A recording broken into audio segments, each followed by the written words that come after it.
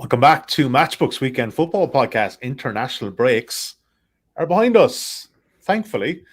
And with that returns Adrian Clarke and Mark O'Haire. Guys, good to have you back. Morning. We can't really recap on last week. We didn't do any international football. I know Mark O'Haire loves an international break, but for the rest of us, it was a pretty dull time.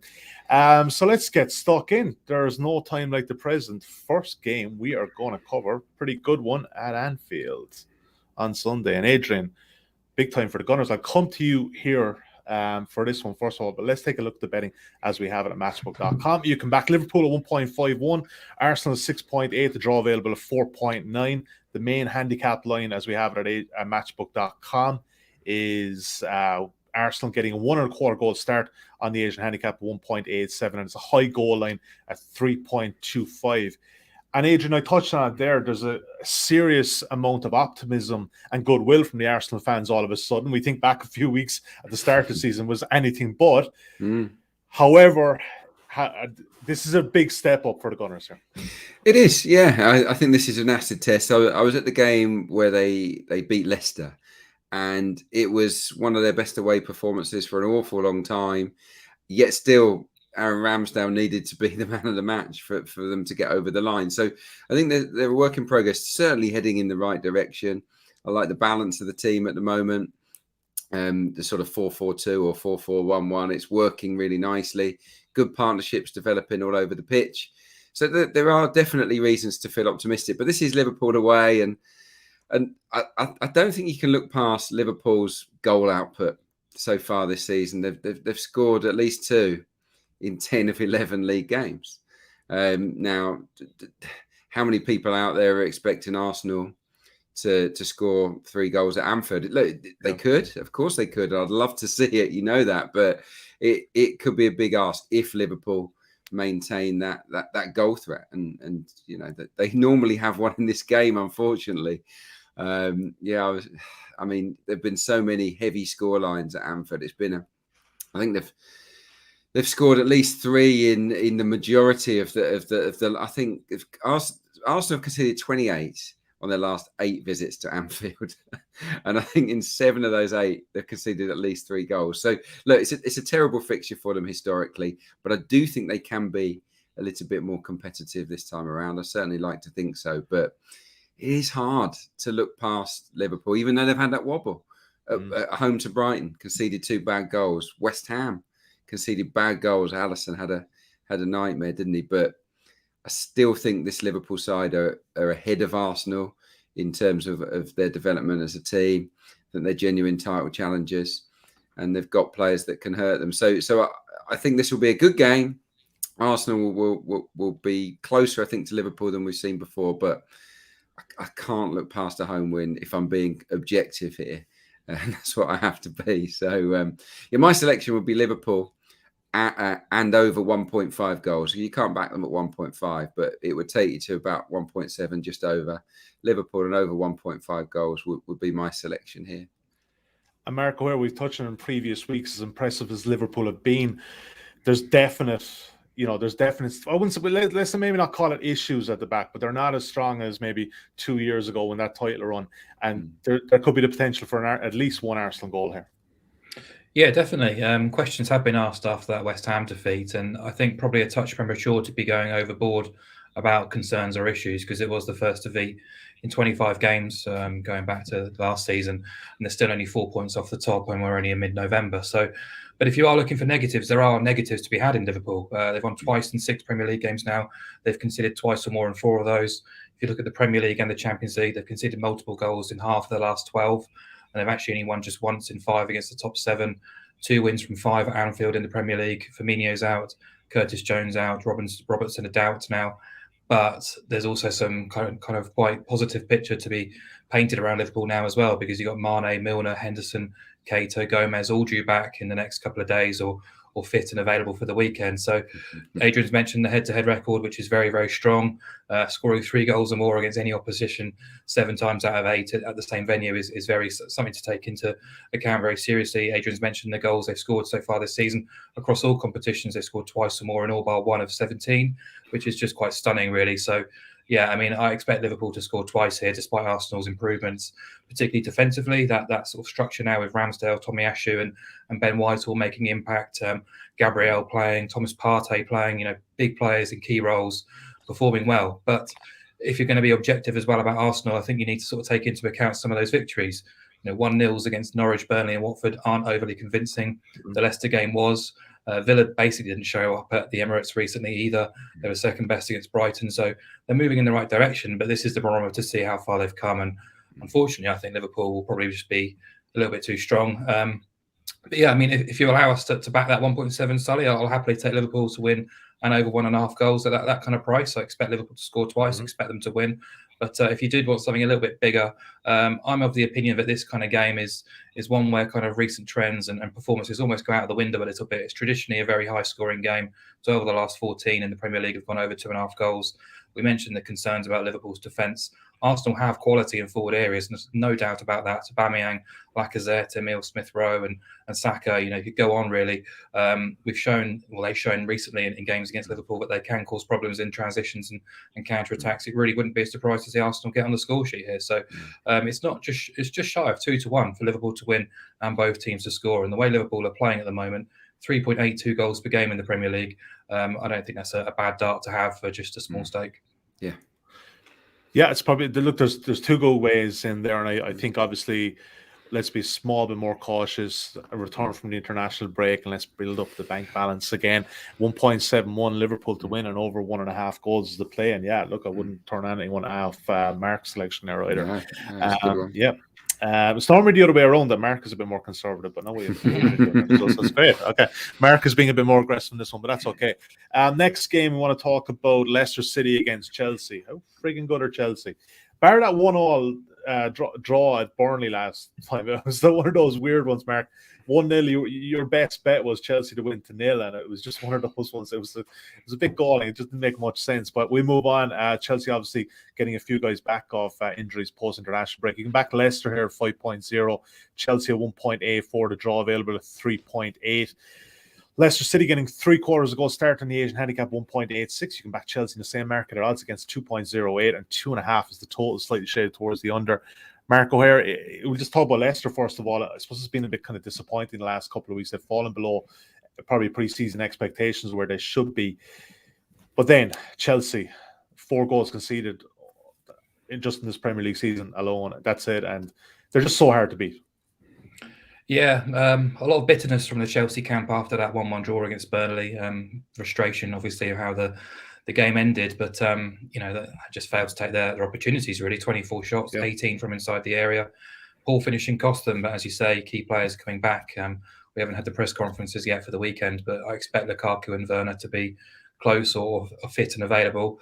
They still retain their advantage at the top of the table, so it's not a huge amount of negatives to be reeled off about Chelsea right now. I did make a big song and dance about their defensive record before that game. Just the second non-penalty goal they've conceded in the Premier League this season. They haven't actually conceded a non-penalty goal away from home so far this season. Both have come at Stamford Bridge, so there's a record to be broken. But yeah, I mean, my angle coming into this game is just as much about anti-Leicester as it is pro-Chelsea, really, because they haven't hit the same heights as the last 2 seasons. 4 wins from 11 in the league. I've got them ranked 17th on expected points. And they've actually lost the non-penalty expected goals battle in 8 Premier League games already this season. And their opponents have had more shots or shots in the box on 7 occasions as well. So defensively, they've not been good enough.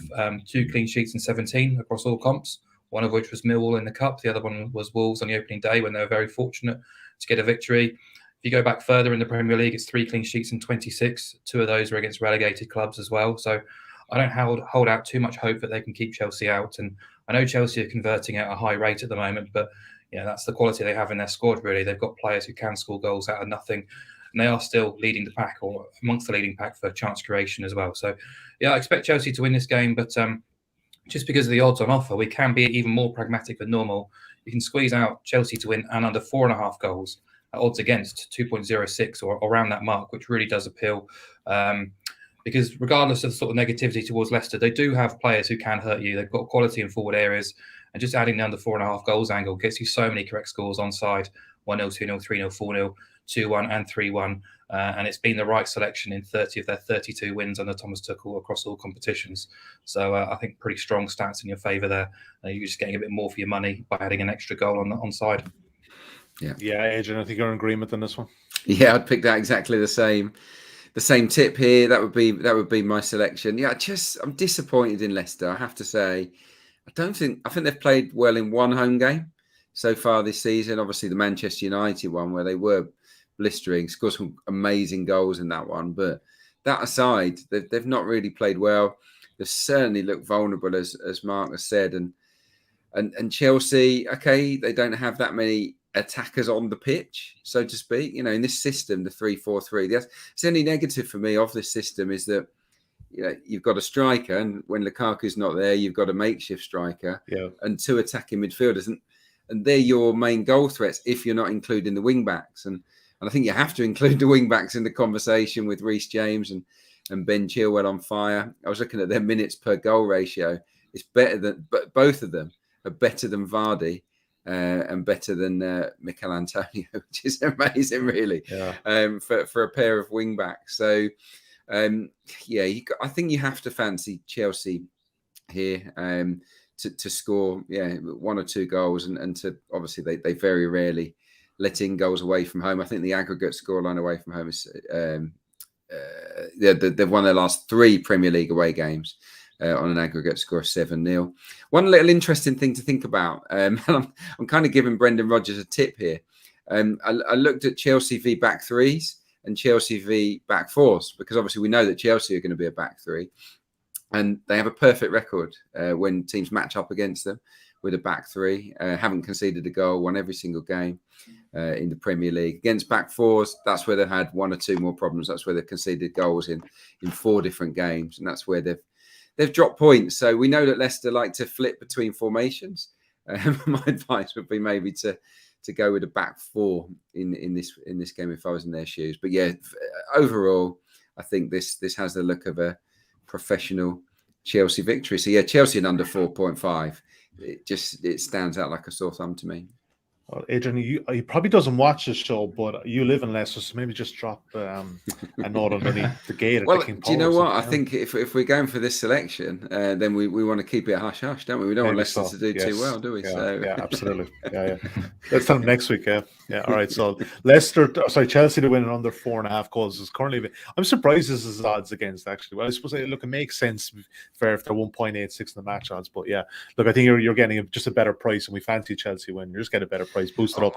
Possibly won't be 5. Go on, Adrian, sorry. Yeah, you know, the thing is, and this goes against it, you know that Leicester are capable of beating anyone on their day, and they do have quite a good record against Chelsea, don't they? Obviously, FA Cup final, I think they beat them in the league as well last season. I think it was the game where they effectively got Lampard the sack.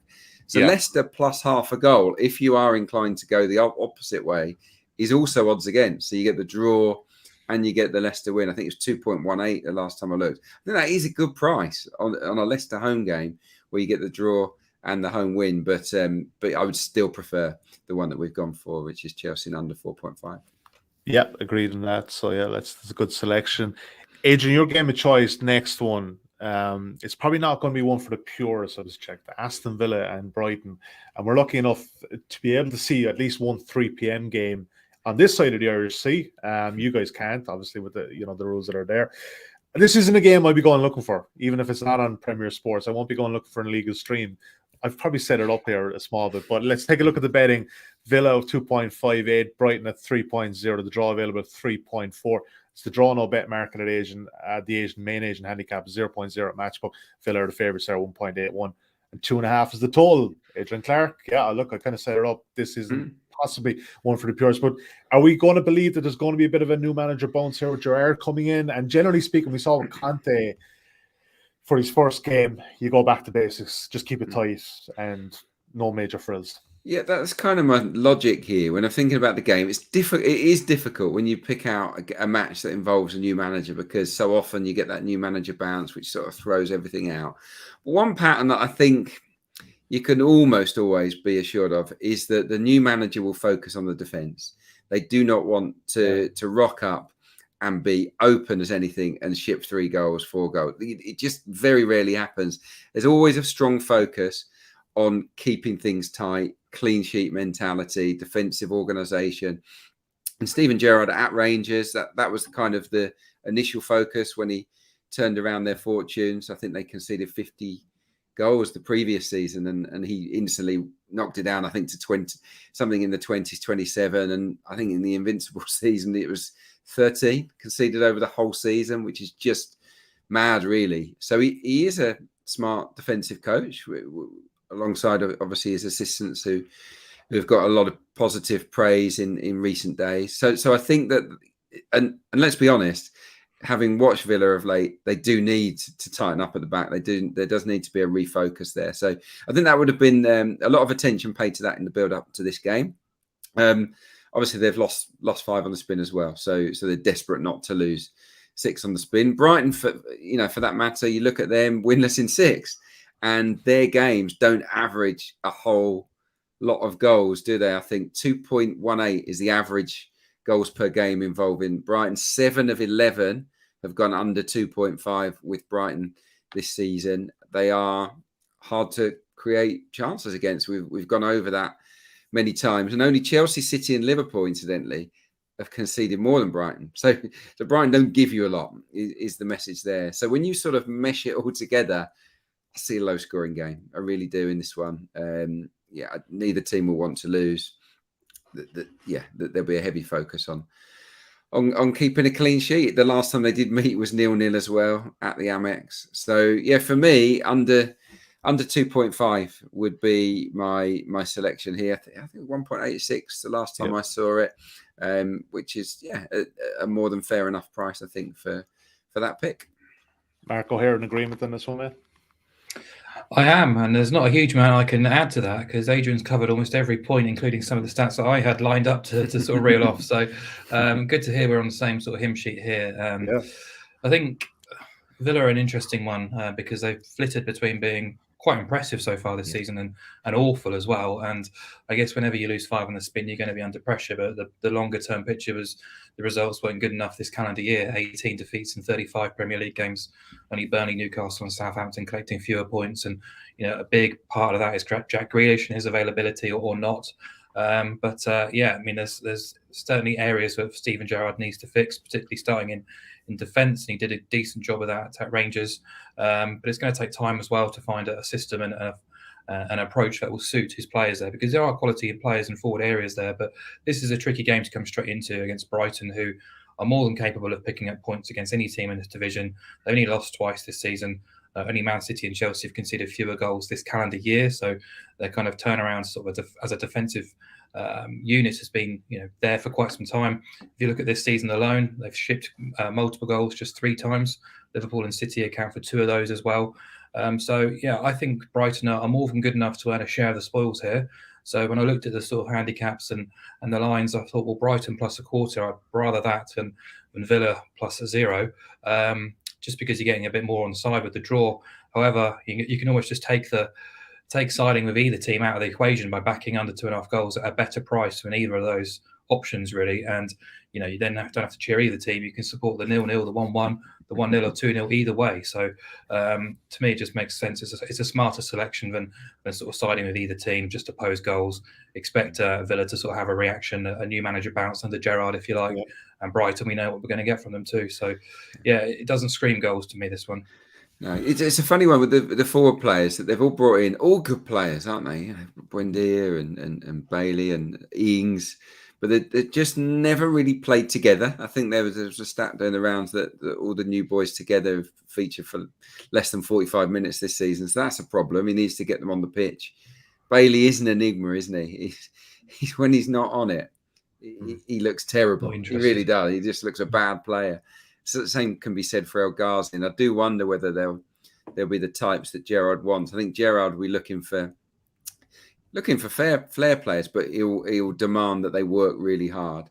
That's why I think Buendia will become a favourite for Gerrard. I think he ticks a lot of those boxes. On Villa, we've caned their defence. Going forward, even though they've got these good attackers, they've got the second lowest expected goals in open play in the Premier League. So they've not really been firing at that top end of the pitch either, and they've been beset by injuries, haven't they? I mean, I commentated on the last game at Southampton. Just kids on the bench. So it'd be interesting to see who's fit and available for this one. Yeah, no, under 2.5 for 1.86 seems a solid enough play. 0-0 draw is 11.5 at Matchbook. That's not a bad price, I would suggest, but yeah, we shall see. Mark's choice, the next game, Tottenham versus Leeds, Conte versus Bielsa on Sunday. We're doubling back to Sunday. 1.76. You can back Spurs here at home. The Leeds at 4.8. The draw available at, 4.2. Leeds getting a 3/4 of a goal start on the Asian handicap, which will appear on site at plus 0.5/1.0.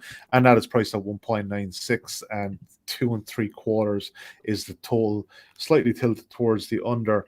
And Mark O'Haire, we already touched on kind of the new manager bones with Gerrard. Obviously, look, Conte came in. You guys had Tottenham 2 weeks ago at Everton, the draw no bet. Didn't have a shot on target, but never really looked like losing that game either. Conte's obviously had a bit of extra time, obviously, albeit with the players who haven't been in international break. You fancy him here in this one? Yeah, I think you've got to really. I probably had high expectations for that game at Goodison Park, and it was a pretty dreadful game. It was a nothing game, really. We didn't learn a huge amount from it, did we? So we have learned a bit since then.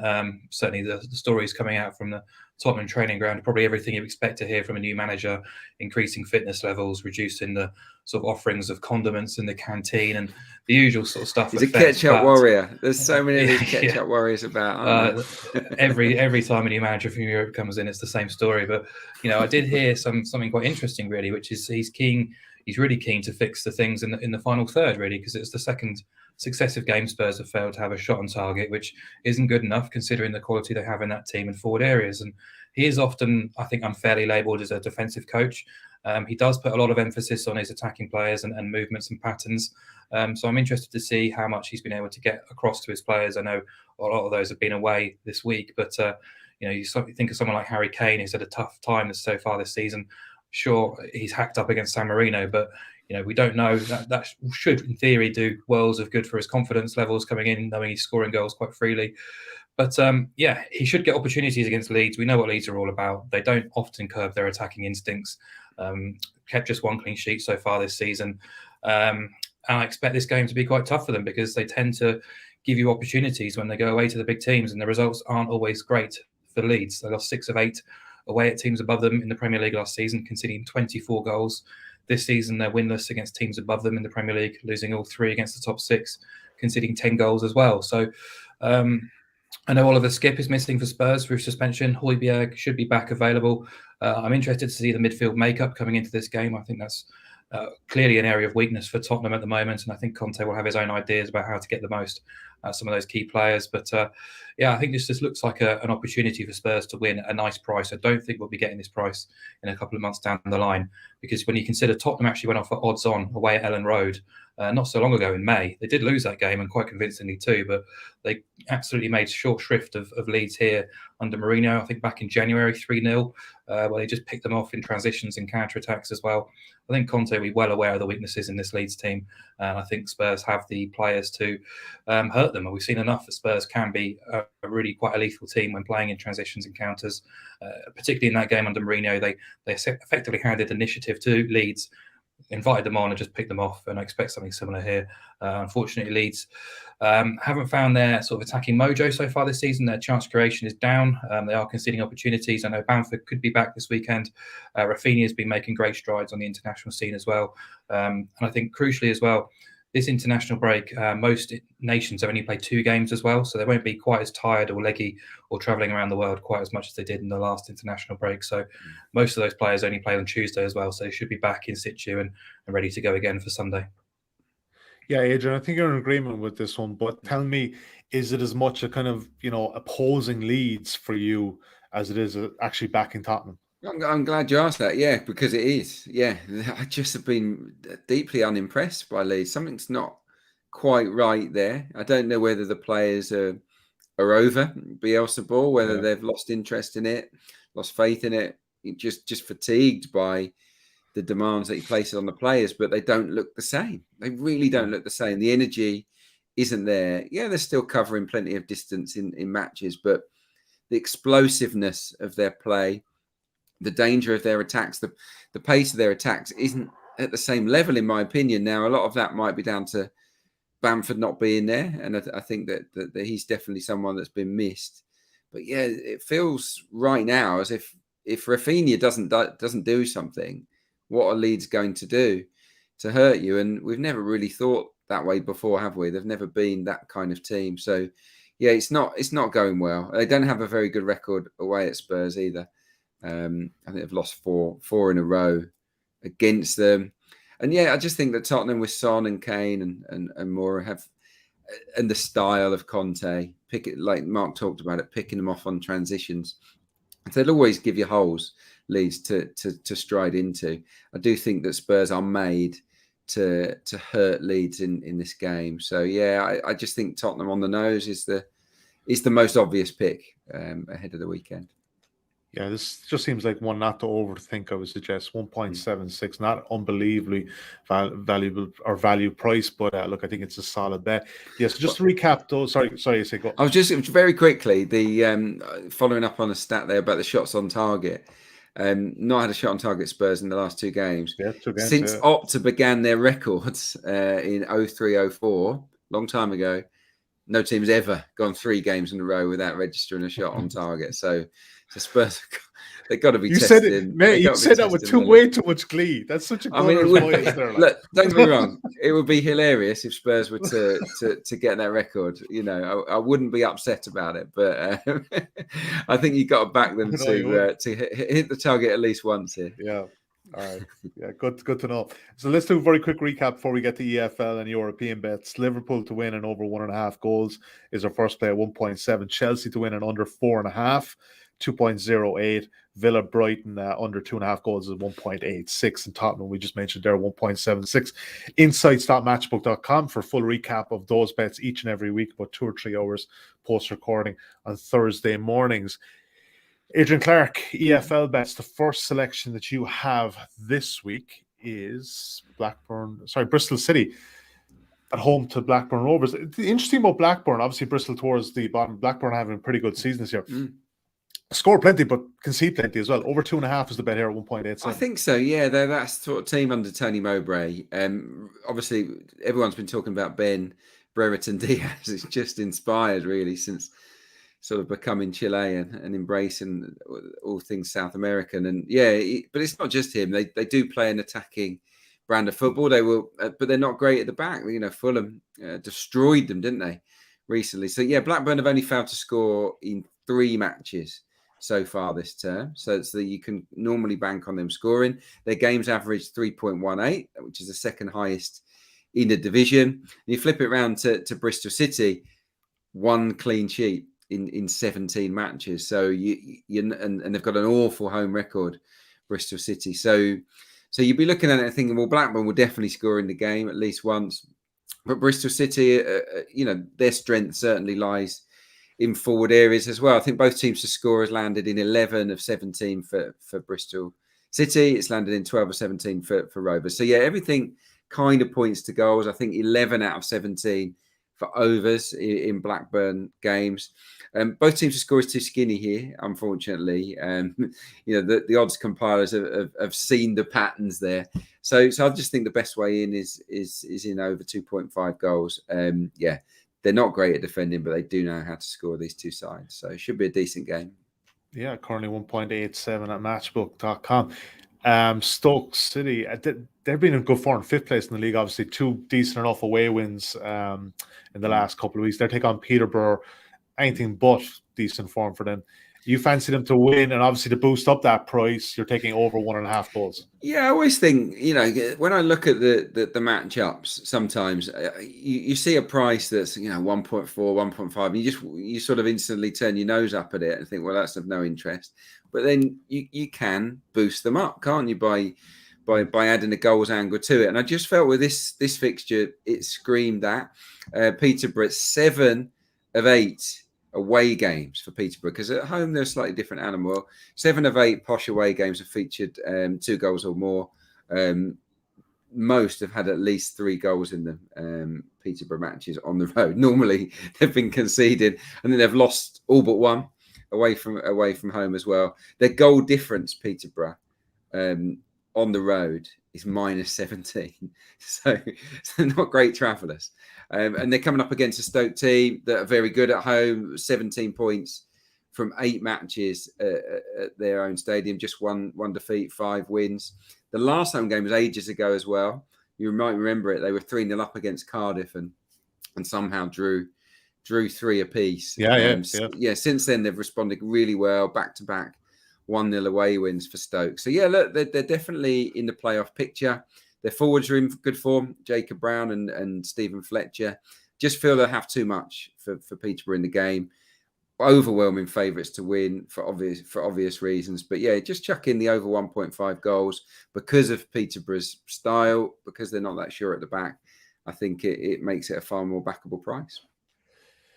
All right, Mark O'Haire, European-wise, you're keeping it Deutschland heavy this week with the Bundesliga. First bet here is Wolfsburg and under 3.5 against Arminia Bielefeld, 2.7. It's an interesting one with Wolfsburg. Obviously, Van Bommel got the chop a couple of weeks ago, and Florian Kohfeldt came in, even though he got Werder Bremen relegated last season.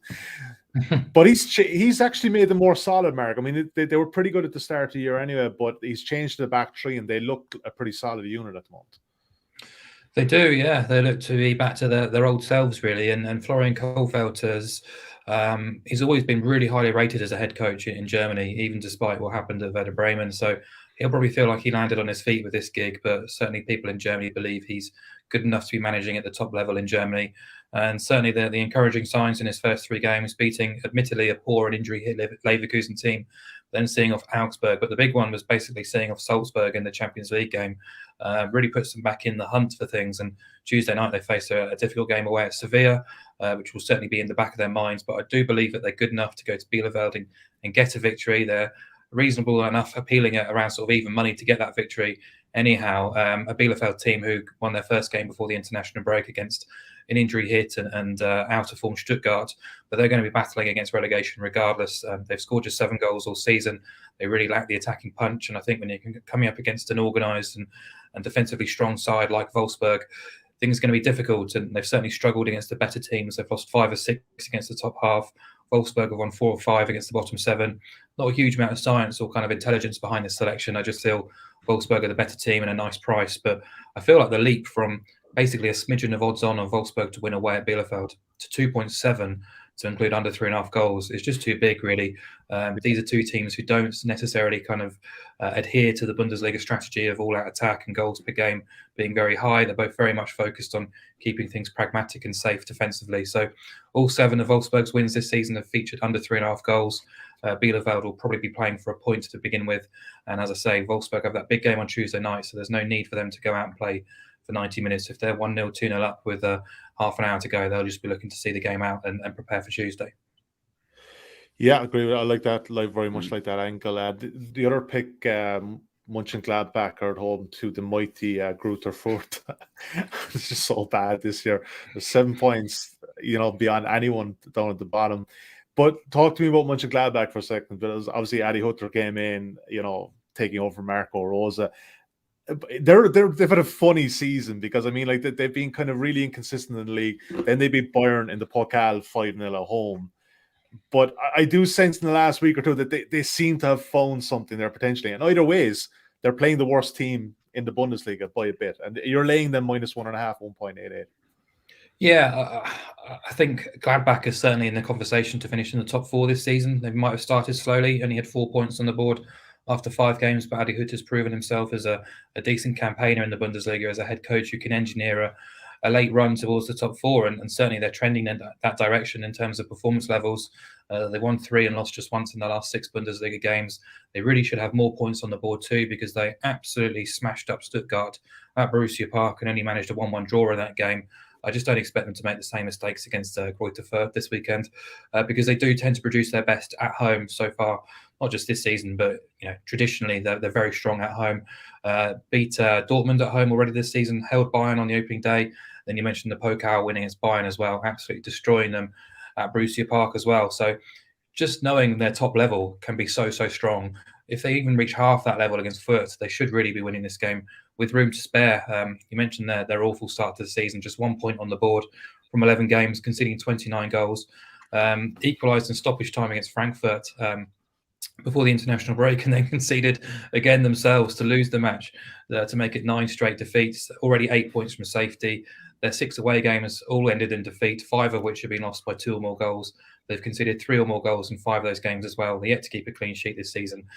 They're just not very good. And Gladbach at home, if they're playing at half speed, they should really be winning this game pretty comfortably. So it all depends on the host, really. If Hutter can get them firing straight away, they should win this and have it won by half time. Yeah, don't disagree with any of that, mate. Yeah.